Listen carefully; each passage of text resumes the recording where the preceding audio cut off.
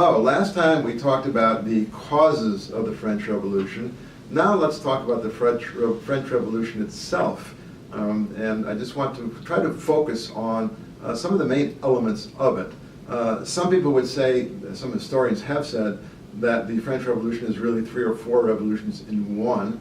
And that's very true. There's a sort of a series of revolutions led by different groups. And the French Revolution becomes radicalized between the years 1789 and certainly beginning in 1792, 1793 with the convention led by Maximilien Robespierre. Better known also as, in this period, as the Terror, the period of the convention. So let me start. So really we're talking about revolution, and this is not to minimize the importance of the English Revolution of 1689, but the French Revolution is the beginning of the kind of a wave of modern revolutions. It is a liberal revolution. It is a revolution which attempts to either replace or to limit the power of the king or of the royals. It is a revolution in the sense that it tries to totally, really transform social institutions and to get rid of privileges which were inherited by the landed nobility, the noblesse d'épée, the nobility of the sword. And another nobility also, actually known as the noblesse de robe, the nobility of the robe, meaning the nobility of high office. If you held high office in France, you were also granted a title, as well as various, for example, tax exemptions. Here's what it's all about. Here's why people became revolutionaries, and who were the revolutionaries. They became revolutionaries because in France had a system of 3 estates. The first estate was the clergy, the second, or the church, the second estate, the nobility, and between them, they were about 4 or 5% of the population. They controlled much, 25, 30% of the land, most of the best lands in France, although they were such a small part of the population. And the nobility, of course, controlled high office. It controlled high office in the military. It controlled the legal system, the manorial courts, the parlement, as they were called, the regional courts. And it had tax exemptions, for example. So it had tremendous power, and that its title, its lands, these were all entailed. These were all continued with the system known as primogeniture. The oldest son inherits everything. So what you've got is an entrenched system whereby nobility controls high office and many privileges that go along with that. Hunting privileges, for example. They were entitled to labor from the peasants, known as the corvée, and other kinds of taxes that they could levy on their peasants, on those tilling the ground that they owned. There were, of course, in France also monopolies. Trade companies controlled monopolies, and that meant that the smaller companies, people who didn't have the monopoly, were barred. They couldn't trade in certain areas. They did not have access to commerce as they would have wished because of the monopoly system. And then labor also had its guilds, so it was protected in these guilds and relatively content. Labor, we're talking about skilled craftsmen.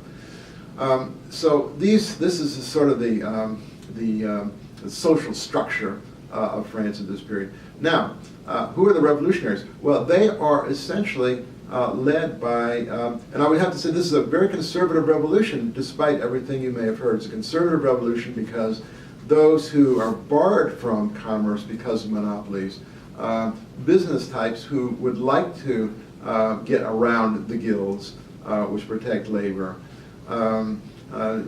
people who want lesser office holders, let's say, who want access to higher office. These are the men, and we're talking about men here, who want change, and in order to get it, they are willing to really participate in a revolution if necessary. It all starts when the crown essentially runs out of money. It calls the Estates General, which hadn't met since 1614. They convene in France, they convene in Paris in 1789, and they immediately say, well, the Third Estate says that It's not going to meet separately as it was supposed to. It insists on meeting with all the estates. The other two say no, they won't do it.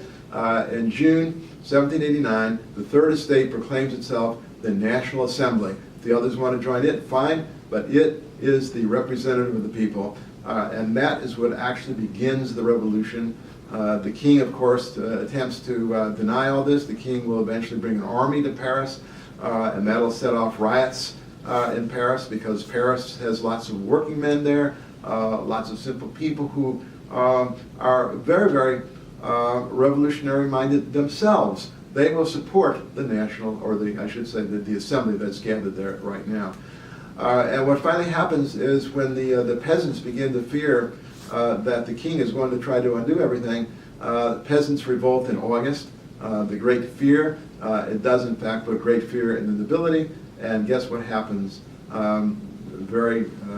Several weeks later, the nobility, August 1789, renounces all of its privileges, the monopoly of office, the right to tax the peasantry with the labor tax, the exclusive hunting rights, monopoly of the judiciary, in the parliament, in local manorial courts, and essentially its titles as well as the principle of entailment of its land. So really, feudalism is dead once and for all. And this is followed very shortly by a document called the Rights of Man and Citizen, and it's a declaration really of the principles of this liberal revolution that is unfolding. And this is really what the first phase of the revolution is all about. Such things as legal equality. This means that no more privileges for the First Estate or the Second Estate, but equality before the law. Inalienable rights, life, liberty, the pursuit of happiness or property. All the liberal rights, such as the freedom of assembly, the freedom of speech, the freedom of the press, the freedom of conscience, all of these are principles which go along with liberalism generally, and that's exactly what this first phase of the French Revolution was. It was a liberal revolution made by prominent people in many cases, so we can actually call it a conservative revolution too. Liberal principles, however, would help sort of limit the powers of the king, get rid of the privileges of the nobility, introduce the principle of legal equality, and of course the whole notion of constitutionalism, and that's where we're at. That's what we're talking about. Well, that's the liberal revolution, and then the next stage, of course, is going to be the adoption of the first constitution in France. And that constitution, it's a liberal constitution, but for many it's not going to go far enough. For example, there's a number of things that are done and a number of things that aren't done that are going to alienate many Frenchmen, particularly peasants, farmers, and of course workers, guild workers. What were those things that were done? Well, for example, take the vote, universal suffrage, no such thing. Everything's based on property, so we're talking about limited suffrage. We're not talking about women voting, and we're also talking about many men not voting as well. Nation of 25 million, only 3 million actually get the vote. It's based on property, it's based on payment of taxation. 3 million out of 25 million will vote, and only 80,000 actually pay enough taxes to be able to run for office. There are dramatic limits. And then there's other things too. For example, the guilds are not restored. They are permanently dissolved. Any kind of combination, such as a union would be, that is prohibited. So there's many things that simply aren't done to help the French masses, really, who supported the revolution, at least in its earlier stages. And then there's one other thing, and that is that the first phase, the liberal phase of the revolution, does not put land up for sale so that it's affordable for peasants. That is not going to be done. No land redistribution. That's going to help alienate the masses as well. Not a surprise after this constitution that there's considerable lack of accord, let's say, in Paris, where so many of the former guildsmen are, so many of the skilled laborers are, skilled workers are. And so there's going to be lots of pressure after the adoption of the Constitution. And what it's all going to lead to is in 1792, there's going to be kind of a radicalization, not only of Paris, but in many other parts of France as well. Compound that by the fact that the king, Louis XVI, has invited his cousins to help him, his cousins being the Austrian emperor, and wants them to help limit this revolution, undo the revolution. He doesn't want a constitution which is going to limit his power, and so he looks toward a restoration. We're talking about the beginning of war with not only the Austrians, but it's going to expand out. In fact, France is going to be at war from that time on, almost continuously, all the way up until the end of the Napoleonic era. So you get to a phase of radicalization.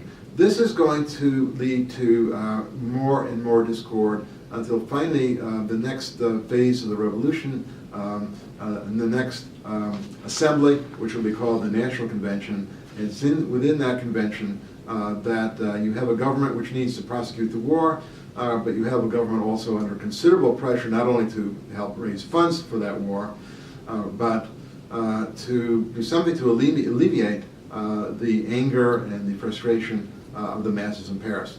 Suffice it to say that in August and September of 1792, there's rioting in Paris.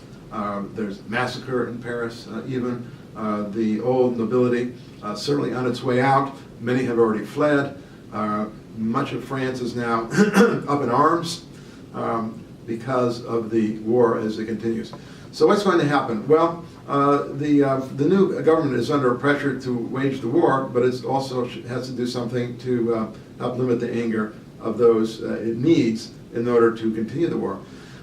It does issue a sort of a maximum on prices. It does do that because that was one of the chief complaints. War, of course, helps lead to inflation, but France is now on paper money as well, and that's going to help produce inflation as well. So there's a maximum on prices, but the problem is that the new government, even as it becomes more and more radical until finally Robespierre will emerge in 1793, January 1793, I should add, the king and his wife, Marie Antoinette, are guillotined. That's the end of them. But in any case, a maximum is put on prices, but a maximum is also put on wages, not exactly the kind of thing that the skilled craftsmen had wanted. Not only that, but guilds are not restored. And not only that, but although land will be put up for sale somewhat, there's not going to be any real land distribution because the parcels of land are going to be much too large for a normal peasant farmer to be able to afford it. There's, as a result, a continued strife of a social kind as well as the war going on. And what begins to happen as Robespierre becomes more radical himself, as he feels the need to start guillotining his enemies, as more and more people are identified as his enemies, people who simply disregard or don't agree with him, because he doesn't bring about the kinds of reforms that the masses want, he's going to be in trouble himself. And of course, the inevitable happens in 1794. Robespierre himself and his associates will also be guillotined. Sounds like a bloody mess, doesn't it? And indeed it is. You might say that Robespierre had been caught in a sort of a web of his own making, and perhaps too many enemies, too many guillotines, and he loses his mass support, and that's what finally ended his term in office. What follows, of course, is going to be a sort of a restoration of the first group that made the original French Revolution. They will establish a directory of 5 men who are the former group of liberals themselves, pretty substantial people. Napoleon's brother will be part of this as well. And they will actually govern France over the next, between 1795 and 1799, when Napoleon himself will finally come to power as the first consul. And that, of course, will inaugurate the Napoleonic era. So what you have is the French Revolution. Well, it's gone through several stages. Did it accomplish anything? Can we say that the French Revolution was a good thing?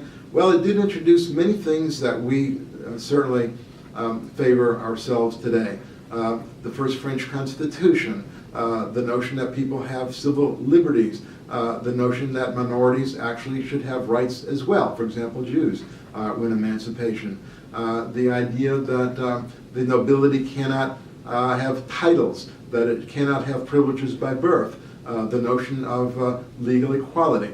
Many ideas, the freedom of assembly, the freedom of conscience, all of these things are extremely important, and what you do have is the emergence of a more secular state as well to go with it. So yes, there are many accomplishments. The more radical period certainly takes France backwards, but yet the liberal revolution does sort of make it possible now for the emergence. People will be citizens instead of subjects, and they will have rights, and there will be a constitution. And that's the French Revolution.